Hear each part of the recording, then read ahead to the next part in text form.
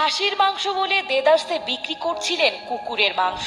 সাধারণ মানুষের সরলতার সুযোগ নিয়ে দীর্ঘদিন ধরে এমন প্রতারণা করে আসছিলেন নওগাঁর ধামুরহাটের কসাই এমজাদ আলী। বাজারে অন্যান্য দোকানের চেয়ে এমজাদ আলীর দোকানে মাংসের দাম ছিল বেশ সস্তা, তাই ক্রেতাদের ভিড় লেগেই থাকতো।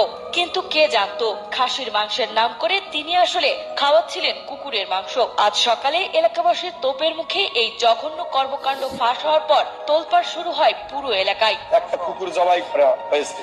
এখনকার যুগে প্রায় মানুষের খাসির মাংস খাওয়ার অভ্যাস আছে। আপনারা দেখতে পেলেন ভিডিওতে, আপনাদের কোনো লুকাচ্ছ কিছু নাই এখানে। ভিডিওর মাধ্যমে যে কথাগুলো বলছে, আমি কিছু লুকাই না ভিডিওর মাধ্যমে। কথা হচ্ছে, আপনাদেরকে আমি একটা কথা বলি, এই যে আমরা সস্তা জিনিস ভাবি, কেন ওখানে তো হাজারো খাসির মাংসের দোকান আছে, সেই দোকানে কেন ভিড় নাই?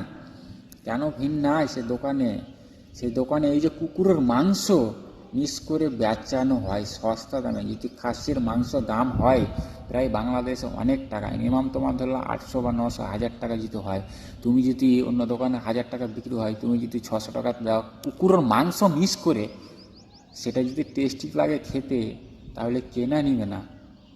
হ্যাঁ, কে জানতে পারে যে এইসব কষায় কারবার করে?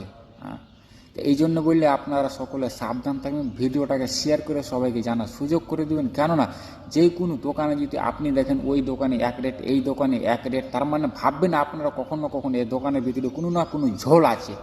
না হলে ঝোল তো এত হওয়ার কথা নয়, আসমান জমির। কেন সে কি বলছে, তার দোকানে অনেক ভিড় থাকতো, সে সস্তা বলে।